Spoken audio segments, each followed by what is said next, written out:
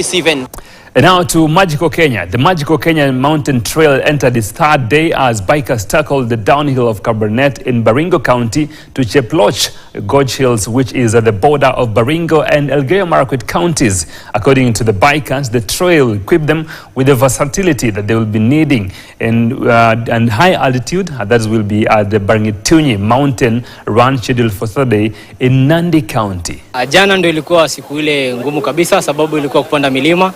Lakini leo saa tuko the other side of the mountain, kwa hivyo ni kushuka na tumefurahia sana. Mashindano yajayo na paka kwenda loop ile safari gravel inafanyika Naivasha. Naomba Mungu akinisaidia sababu ya ile zoezi nimefanya huko na ile nimeparticipate kwa hii ya Magical Kenya. Watalii wangependa sana kuona ni wapi hao mabingwa hodari duniani wanatoka. Na hiyo ndio kitu ambayo itatuletea wageni, bali na wanyama na zile vivutio vingine. Now to the London Derby. Leandro Trossard transformed the mood at Arsenal with the